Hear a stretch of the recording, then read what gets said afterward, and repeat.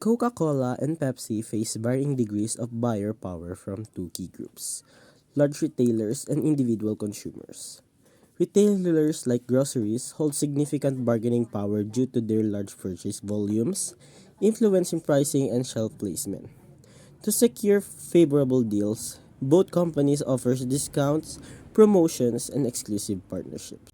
Individual consumers, on the other hand, have lower bargaining power but still influence demand through shifting preferences, such as the growing interest in healthier, non carbonated beverages. To address this, Coca Cola and Pepsi have diversified their portfolios with low sugar sodas, energy drinks, and bottled water. Strong brand loyalty also reduces consumer influence, as many are willing to pay a premium for their preferred brand.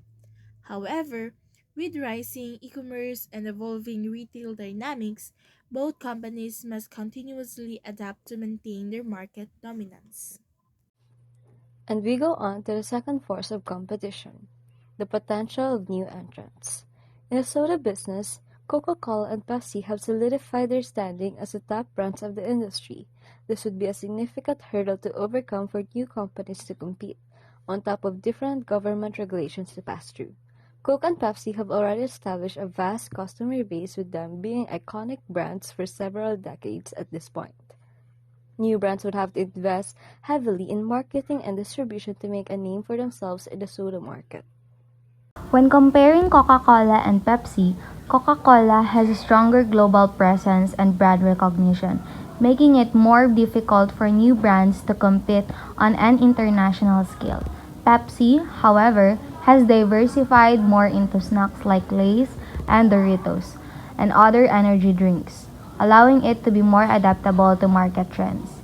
While Coca-Cola focuses more on tradition and maintaining its classic image or traditional identity, Pepsi tends to be more adaptive to trends, making it slightly more open to competition from new brands that bring fresh ideas to the industry.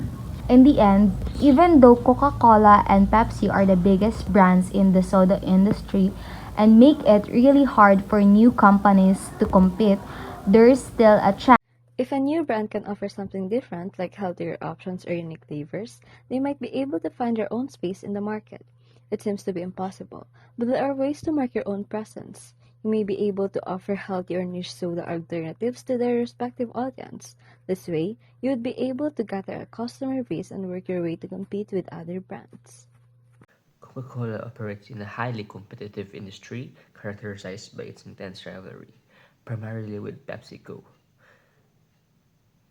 its closest competitor. Both companies compete fiercely on pricing, product innovation, marketing, and global distribution, striving to capture and retain market share in a saturated beverage market.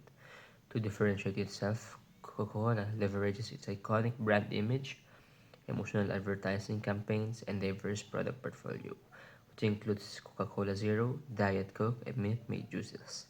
However, competitors challenge the dominance through aggressive pricing, unique product offerings, and targeted marketing. Additionally, the rise of health-conscious consumers has intensified competition with emerging brands offering organic, low-calorie, and plant-based drinks. In response, Coca-Cola invests heavily in innovations, global sponsorships, and market expansion to mitigate the impacts of rivalry and maintain its leadership. Despite the challenges, Coca-Cola's strategies have allowed it to remain a dominant force in the global beverage history. Pepsi stands out as a bold, innovative brand that has consistently captured the spirit of youth, energy, and modernity. Known for its sweeter, citrus-forward flavor, Pepsi often wins blind taste tests such as the iconic Pepsi Challenge, which demonstrated its widespread appeal over Coca-Cola.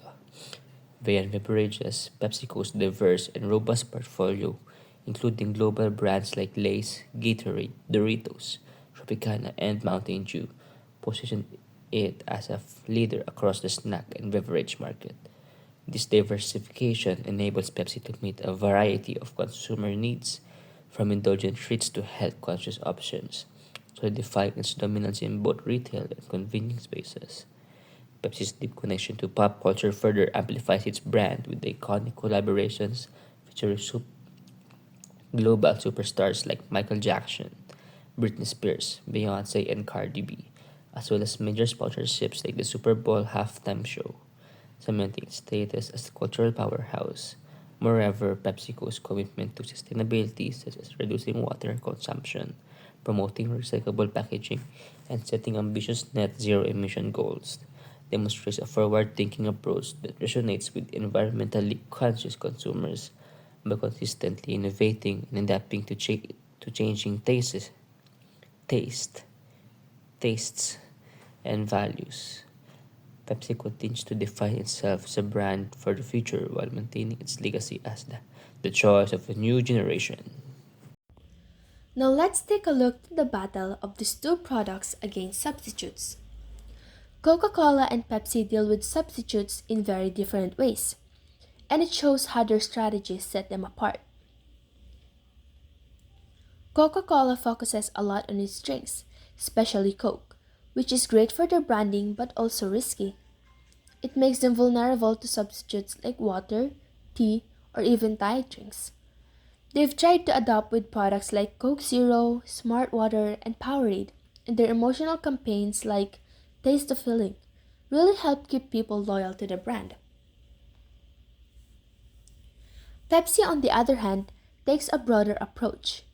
They don't just rely on drinks to make money, they also have snacks like Lay's, Doritos, Cheetos, and many more, which give them a big advantage. Even on the drink side, Pepsi's lineup is super competitive with products like Gatorade, Tropicana, Aquafina, and a lot more. Plus, their marketing strategy is really smart. It's youthful, fun, and full of celebrity endorsements, which helps them connect with younger audiences. And summing it all up, Coca Cola seems more at risk because it mainly focuses on drinks and has a premium image that might push price conscious buyers toward cheaper options.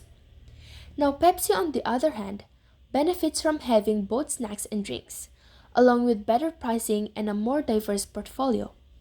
While both companies are adapting, Pepsi's variety makes it less likely to lose customers to substitutes. And at the end of the day, the cola wars aren't just about taste, it's all about who has the better strategy. Pepsi and Cola differ in their suppliers based on their approaches to bottling, ingredient sourcing, and packaging. Pepsi operates through a mix of owned and franchise bottling systems, with significant bottling operations like Pepsi Bottling Ventures and Pepsi Beverages Company under its control. In contrast, Coca Cola relies heavily on independent franchise bottling partners, such as Coca Cola European Partners and Coca Cola Consolidated.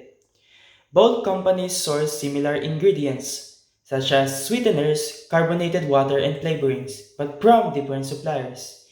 Pepsi often works with companies like ADM and Cargill for high fructose corn syrup, while Coca-Cola partners with vendors like Ingredion and Tate& and Lyle, alongside its proprietary flavoring suppliers.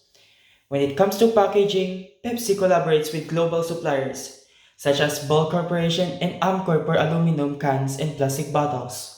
Coca-Cola, on the other hand, emphasizes sustainable practices, partnering with companies like Aptar Group and Crown Holdings. Additionally, both companies depend on regional suppliers for raw materials and distribution, which creates differences in their supply chains depending on the market.